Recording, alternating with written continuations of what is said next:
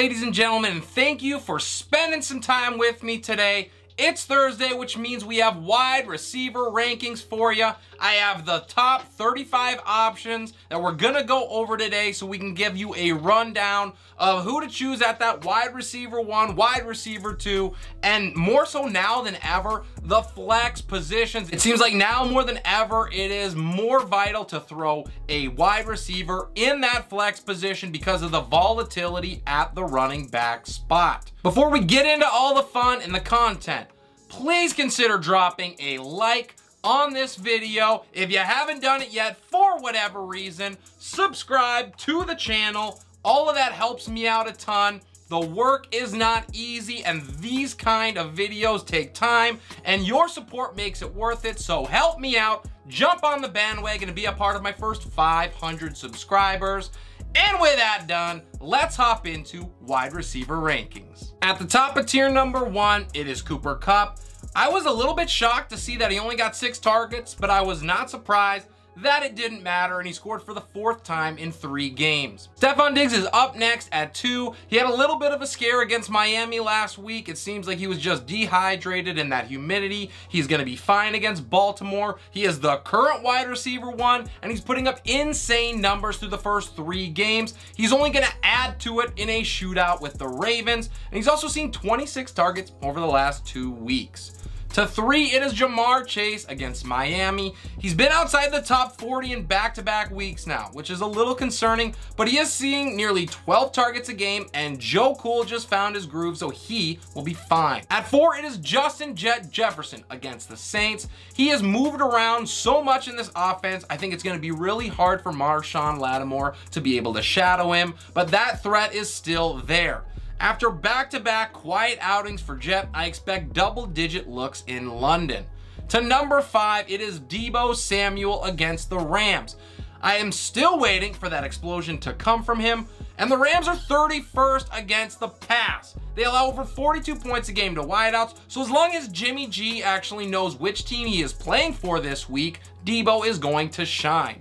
To number 6, it is AJ Brown. He gets the Jaguars. He does not need a top 12 matchup to help him out, but he's going to take it anyway. It is probably his turn this week after DeVonta Smith went off last week. Up next at 7, it is Tyreek Hill against the Bengals. He only saw 4 targets last week after receiving 25 in his first 2, so I think that means Tua feeds him here, and he's going to have to. There's going to be plenty of points scored in this matchup.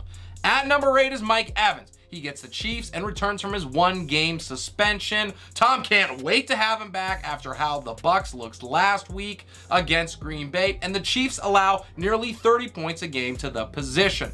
To number 9, it is Amon-Ra St. Brown against the Seahawks.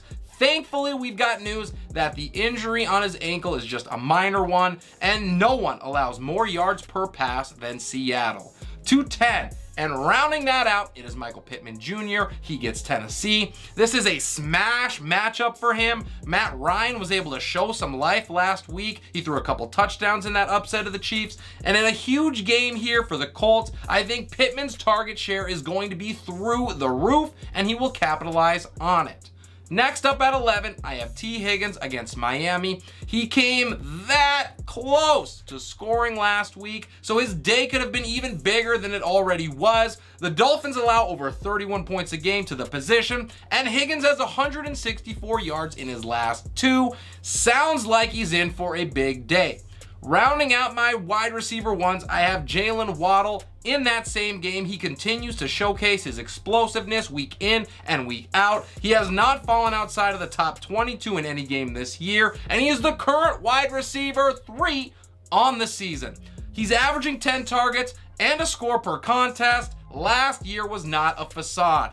To 13, it is Courtland Sutton against Vegas. As long as Jerry Jeudy isn't 100%, and he clearly was not last week, Sutton is going to be a must start, even if this Denver Bronco offense has seemed lifeless at best.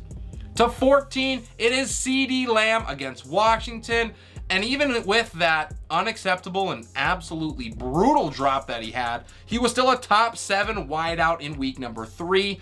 Just imagine what it would be if he caught the ball with some consistency.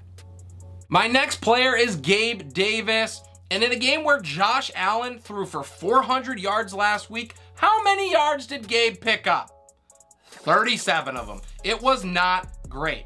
But what is great is this matchup. The Ravens give up more points to opposing wide receivers than any other team in the league.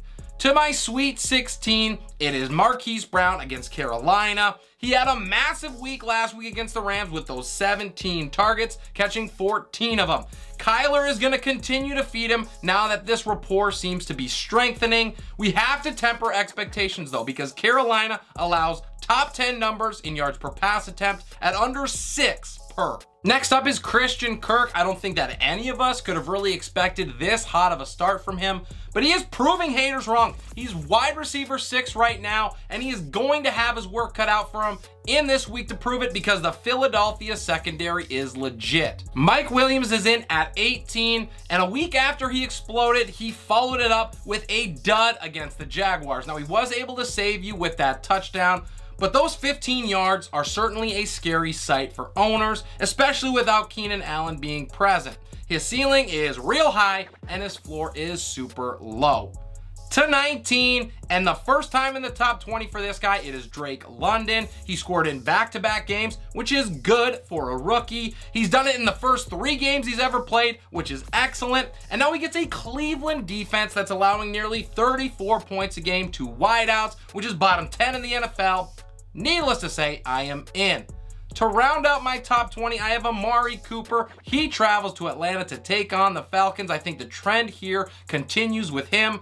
The Falcons are bottom 10 in basically every relevant defensive passing category that is imaginable. If he can go for 100 plus and a score for the 3rd straight week, he could shoot up these rankings. Next at 21, I have Diontae Johnson against the Jets.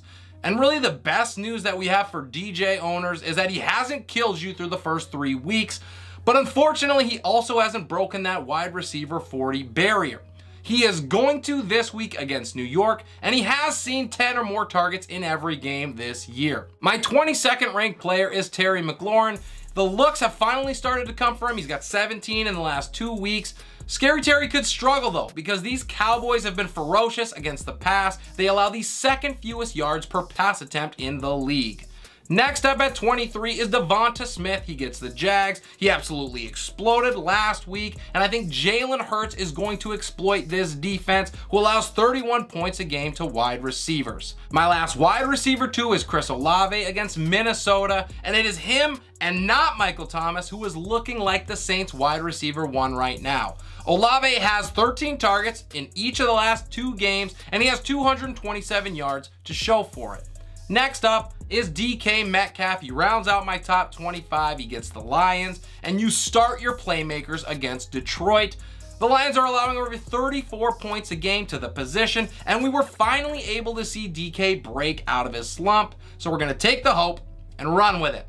To 26, it is Brandon Cooks against the Chargers. He had a really good start to the season in week 1, and then has progressively gone backwards since then. His targets have dwindled because Houston has moved to a more run-heavy approach, but this top 6 matchup should get him back on track. My 27th ranked dude is Rashod Bateman. He's been super explosive, but he's also had limited opportunities, and that finally caught up with him against New England. The Ravens likely do not have a choice here but to air it out, so more looks are inbound. Curtis Samuel is at 28, and any player that is seeing nearly 10 targets a game and also adds value in the backfield as a rusher has to be considered for a flex option. Samuel is no different. 29 is Keenan Allen against Houston. Now, if he is healthy, he is likely going to shoot up these rankings, but hammies tend to linger, and Allen is no longer a spring chicken. Monitor this situation and adjust accordingly. To 30, it's Tyler Lockett against Detroit. With a top 20 finish and a top 30 finish in his back pocket, owners have to feel good about Lockett after how poor a start to the season it was for this dude. It's going to last at least 1 more week here against the Lions. Tumbling down my rankings and finding himself at 31, I have DJ Moore against Arizona. The targets have not been there for him, and he has suffered because of it. He hasn't surpassed 43 yards yet in a single game or been a wide receiver 2. The good news here is that no one allows more points per pass attempt than the Cardinals. Next up is Garrett Wilson against Pittsburgh. The rookie is averaging nearly 11 targets per game, and he gets the Steelers. They allow a top 8 numbers to wideouts with over 34 points per game. He's got the most upside in this range. Next is Allen Lazard. He gets New England. It is an absolutely brutal matchup, and it's been subpar passing as an offense overall thus far, but he still got Rodgers, and he scored in the last 2. 34 is Michael Thomas against my Vikings. The injury so far has been reported as not serious, but Thomas was not at practice on Wednesday. Even if he is cleared, he is not going to rise much, but he has shown a nose for the end zone thus far. The last wide receiver I'm looking at is Brandon Aiyuk against the Rams. It was a great sign that he scored. You have to love that. But he also needs to do more with his opportunities. He's caught just 10 balls on 19 targets thus far, but I think opportunities are inbound against LA. And that will do it for the video today. I hope you guys enjoyed the content. Let me know what you thought about my rankings down below. Love to hear your opinions. The engagement is why I do this. If you haven't done it yet, smash that like button for me. And if you would not mind, please consider subscribing to the channel. It helps me out so very much. It enables me to do what I love, and that way I can keep bringing you guys the content that you love. This is Relentless Press. I'm your host, Abraham Opats, and I will see you next time.